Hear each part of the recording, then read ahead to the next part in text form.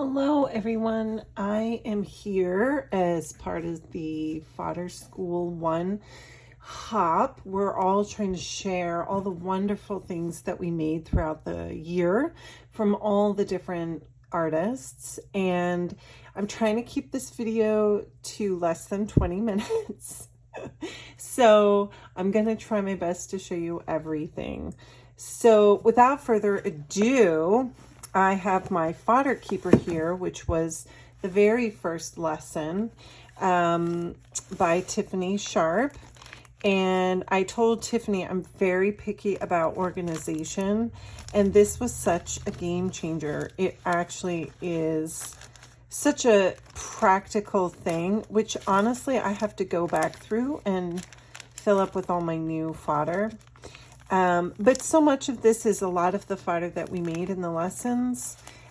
Here are some of my carved stamps from Dee Dee's lesson. Here, some of the rainbows from Laura's. So it's actually kind of a happy collection of all the memories from the different classes. This is from Autumn's class.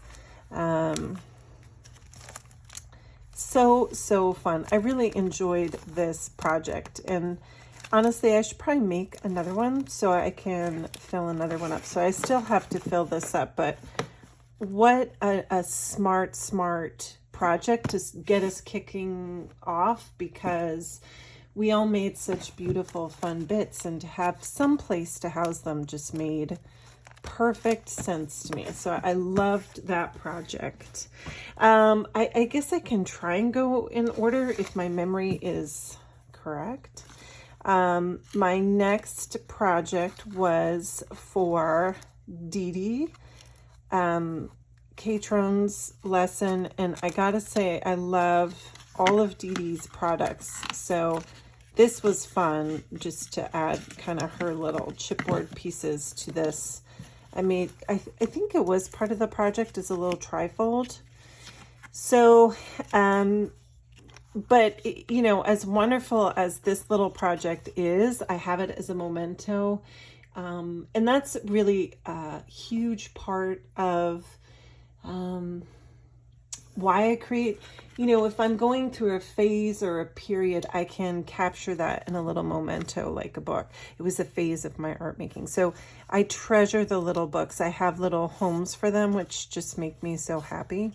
But I have to say, the game changer for me in Dee Dee's lessons was the stamp carving, which I was very reluctant to do. I thought it was going to be really hard and challenging. That's why I never tried to do it.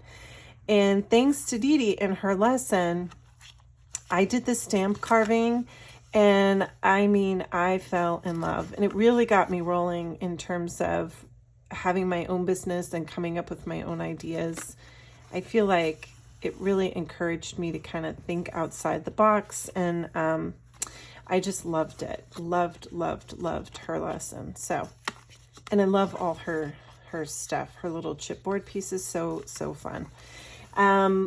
That was, I think, the second lesson. Now I've got to try and remember the order, right? I think the next lesson was Autumn's, and I couldn't help but incorporate her bright colors, which I go through phases myself in my art. So right now I'm going through a phase like this, these colors, but I don't think I'll ever give up on like neon pink and turquoise. They've been my favorite colors ever since I was a child. And so this was just such a fun little trifold book, which I've done before, but I liked when I went to do this, I just kind of incorporated like lots of different little bits and pieces and just start gluing stuff down. Super fun. Loved that project. I'm trying to think of the order here. I'm probably horrible about order. I know that Amy Bishop's lesson came up, and I have to say, before I started Fodder School, I had been following Amy, just such a fan of her art and her style, and wow, her lesson is just packed with so many great ideas. And this blew my mind, the fact that you could take a canvas and flip it and make something inside the back. It was just mind-boggling at how well this came together. The art that came from this class just blew my mind away from all the students. I'm constantly amazed by the work of the students. I get inspired by the students because everybody has a different take on a lesson, and I feel like we're all learning from each other. And I consider myself a student, even though I'm one of the instructors. I learned so much. I get so much joy and exciting ideas just seeing how people come outside of the box and do their own things. So I did try to do that a little bit with Amy's, and I hang this on my wall. This is on my studio wall, which I don't usually do with a lot of my art. Usually I put other people's art on my walls, but I just really liked how this came out. So it was such a fun class. They all were. I gotta say, it's been such a joy to be doing all these classes. I feel like I almost feel guilty that I get to have this much fun. This is from Laura's class, and Laura is also someone who I love Laura's style. I've been friendly with her on Instagram for years, and I was so excited that she came on to do Fodder School as well.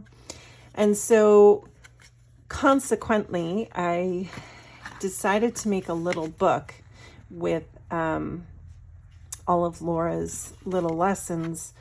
I made mine smaller so they could fit inside a book, and I just really had fun with her lesson.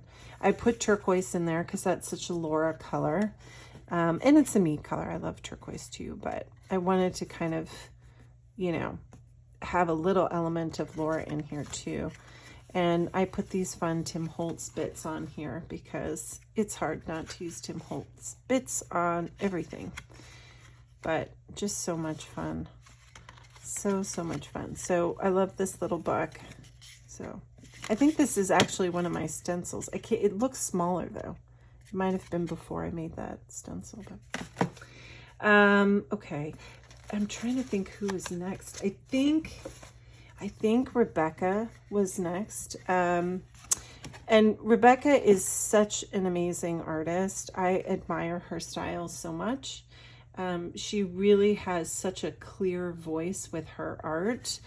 And it's very different than mine. So I feel like I had a lot to learn in her lessons. And just her ways of kind of pulling all of her beautiful collage papers together and then creating the imagery that she does. I just loved it. So this is a book cover, and I have yet to kind of go back and fill it up. These are some of my child's doodles and things like that, which I love to incorporate in my art. So I need to go back and fill that. Sometimes while the lessons are going on, life is happening behind the scenes, and I don't always get as far as I want into the projects, which is not what happened with Roxanne's class. So also before Fodder School started, I had a huge, still do, art crush on Roxanne. I love her art. I just feel like she is a genius. And I was so excited about her lesson. And I happened to have a lot of time that month. So I made 3 books from her lesson because I could not stop. And honestly, I will probably make more because it was just so fun. So I loved the idea of having a stencil kind of image that you use to mix and match all the, it just was such a incredible lesson. And so I really played with it. So I did trace one of my stencils, this paper doll stencil. I just decided to trace her dress so that way I could put her on the cover. And Oh my gosh, I just love this. And also, in homage to Roxanne, I really incorporated her colors in this first book. They aren't colors that I normally gravitate to, and boy, was I hooked after I used them. I just loved this lapis, and the yellows. I used cheddar, which is a Dina Wakley color, and just those two colors together are not colors I normally gravitate towards, and I kept playing with them after this lesson. I just love them so much. And I love the idea of taking like photographic images and kind of putting those behind the pattern. So I did play with that a little bit on some of these. I know that Roxanne uses a lot of branchy motifs, so I tried to incorporate that as well. But this was just such a fun lesson. So I had that book, and then I made this one, which ended up being square. And again, I used another paper doll stencil too for this, and I was going to give her this kind of kimono shape, but when I put her on the cover with it, it just looked odd. Like she had no arms, and I can't draw arms. So I was like, okay, I'm not doing that. But anyway, and so in this one, I did more like turquoise and sienna together, those kinds of colors. But all the same techniques from the lesson. And I just love it so much. Just looking at these now, I'm like, okay, as soon as I'm done recording, I think I want to make another book. It just was so fun. But that is the great thing about Fodder School. You might have someone where you have a eureka moment. You're like, wait, I haven't explored this concept. I need to do that more. And this was the last one. This one came out so much bigger. I tend not to measure things. I'm very much like a relaxed person on measuring. And so these were all supposed to be the same size when I started, but they really didn't end up that size. I mean, I think with these two, it was because the two stencils I was working from, one is shorter than the other. So that's probably why.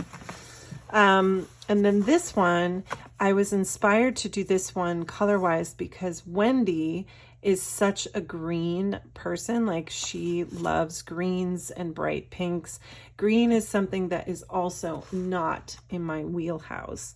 But when I looked at her book, it was so beautiful. I was like, okay, I want to try that. And I like stepping in other people's shoes, especially if I'm uncomfortable about something, because I know in that moment of being uncomfortable, I'm learning something. Like, well, why is this uncomfortable for me? Let me explore that. And I do that a lot in my art. So again, like, Roxanne's colors in the beginning with the blues and the oranges, when I tried that, I just loved it together. And when Wendy uses green so much, it's just, again, not a color that I really use. And I just had so much fun with this book. So I used a lot of the new Tim Holtz kind of die cuts. I had finally just figured out how to use my die cut machine, and in a lot of his die cuts. So I really threw a lot of his stuff in here. This is one of his die cuts. These are his stamps, more die cuts. So it was another way for me to play with die cuts, which I'm very new to that whole world. So this is also, at this time when I was working on this, I was playing with learning how to use my die cut machine. And this is another one. I mean, I just had so much fun in this book, playing with so many different things, playing with green, playing with die cuts, but still using the same concepts that Roxanne had in her class. And still adding, my usual little marks and doodles, but I also just love how this came out. And I think all the papers, just about all the papers, are either Tim Holtz. I saw Dina Wakley. There's some Dina Wakley papers in here too. But just so much fun. I loved it.